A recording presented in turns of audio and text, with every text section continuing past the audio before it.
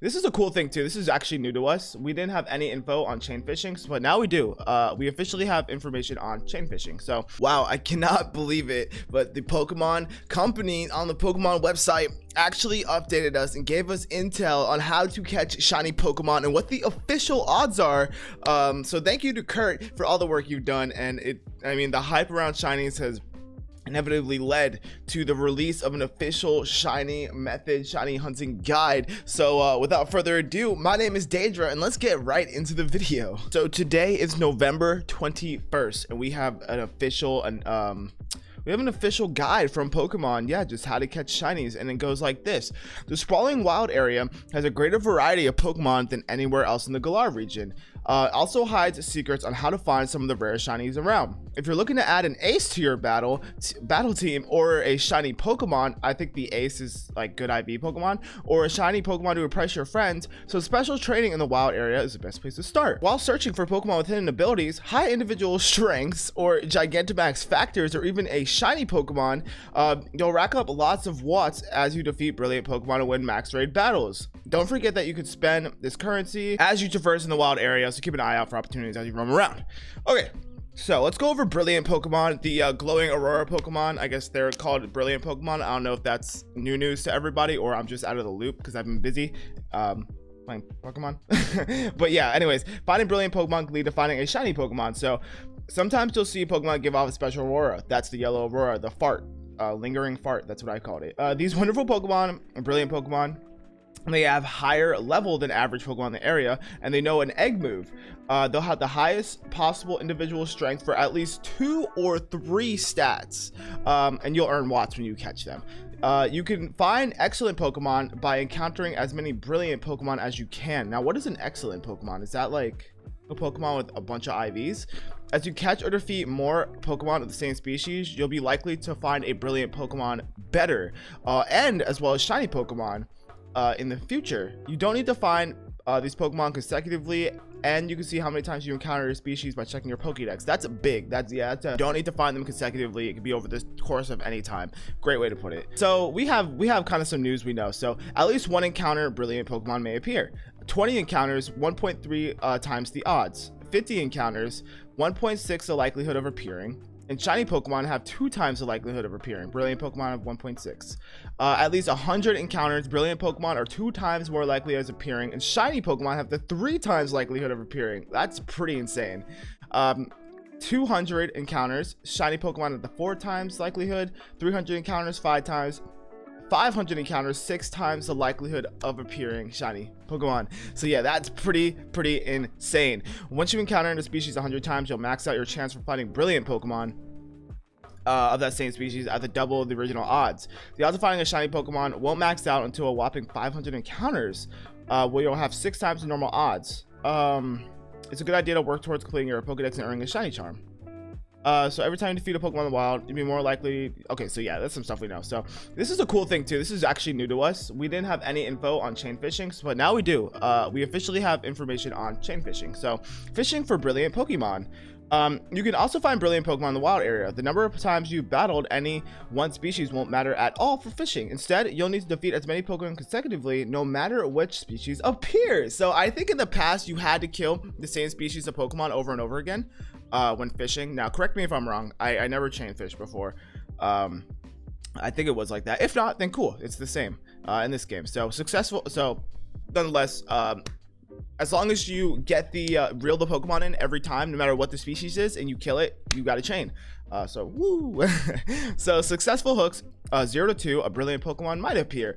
3 to 6 successful hooks, brilliant Pokemon have 1.3 times the likelihood of appearing.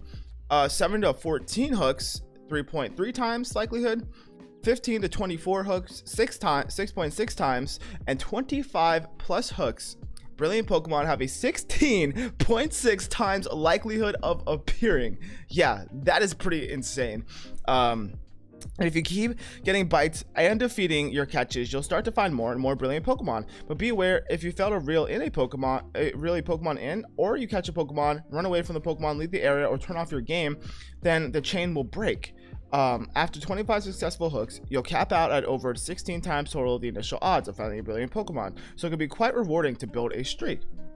I don't think going into sleep mode will matter. I mean, they obviously said closing out your game, so you could go into sleep mode. You just have to remember what chain you're on.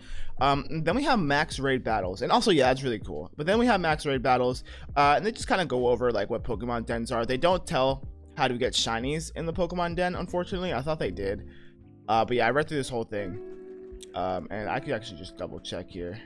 Search. Yeah, so I'll just check through because I don't want to be an idiot. Shiny, shiny, shiny, shiny, shiny, shiny, shiny, shiny, shiny, shiny, shiny, shiny. Yeah.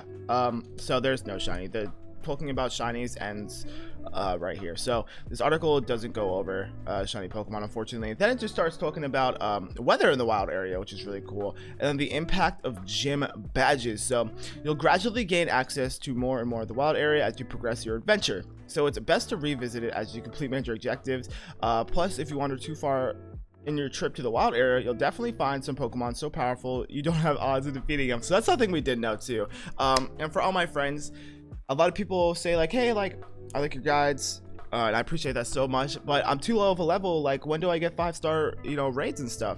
And the 5-star raids and all that starts after you actually beat the game. So get your 8 gym badges. I'm sure you guys can grind it really well. You guys are also talented and pretty good at the game. So yeah, just get your 8 gym badges and you'll be able to find you know, just Gigantamax raids that are 5 stars, and we're gonna have more Gigantamax raid videos. I'm just trying to figure out what den I want to do next. There's so many cool Gigantamax Pokemon, but the latest one, I'll put it right here. As of now, it's a Dreepy one. And then we can end this off here with, while winning max raid battles and seeking brilliant Pokemon are the best ways to catch rare and powerful Pokemon in the wild area, there's plenty more to do there. Take some time to even have more fun by racing in the Rotom Rally, employing the digging duo to find rare items and camping with your friends. You can also find hidden items around the wild area on repeat visits, so keep an eye out for them as you continue your adventures. While the items you can see on the ground in Pokeballs appear only once, you can find hidden items in the wild area again and again. Oh, actually, something I did want to add here that was important. I remember now. I do remember. Let's see. Okay, so here it goes. You can also activate a bunch of dens at once by completing raid or max raid battles at all active Pokemon dens in the wild area. So this is my theory when I made my Pokeball guide that's coming out later, and it's going to be up here if it is out by now. But yeah, you can activate a bunch of dens at once by completing max raid battles at all active dens in the wild area. So if you want to reset all your dens, just do every single den in the wild area, and you can infinitely just go over and over and over and over and over again. That's what I thought. When you do, a new set of dens will light up, and at least one should have a strong pillar of light. This way, you'll never get stuck waiting until the next day to do more battles. Yeah, so in my Pokeball guide, I was like, yeah, I'm not too sure if it resets. I was pretty sure it did reset after you did all of them, but I didn't want to definitively say it, so I was just like, yeah, it resets sometimes after an hour, sometimes instantly. We don't know officially yet, so that's cool that came out. But yeah, I didn't want to say it for sure because I didn't want to get attacked in case something did happen, because stuff like that gives me anxiety. But yeah, that's pretty cool. I really like that. I really like how you can just infinitely grind dens, and it's a really good way to level up and just chill with your friends like online and stuff. Which is really cool. I mean, since we read this much, might as well read about the weather in the wild area, or just see if like anything else really matters.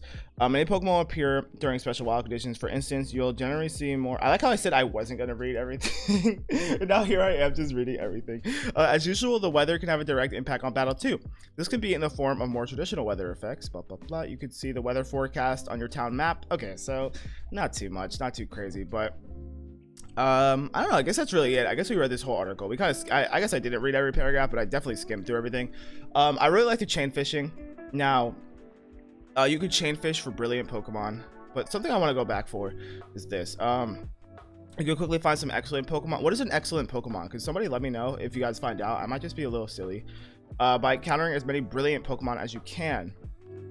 So, does a brilliant Pokemon? I doubt it. Does a brilliant Pokemon mean more chance of a shiny? I don't think so. I think it just means better IVs, but it's good to chain. You could chain a brilliant Pokemon to get a good IV freaking shiny, which would be really dope. And I'm excited to make I'm gonna do an EV training and IV training guide really soon, because I said if the Dreepy max raid battle guide did good, I would make a guide. So I'm gonna do the EV training guide in one video, because it could be really overwhelming, not only to explain but to understand for newcomers.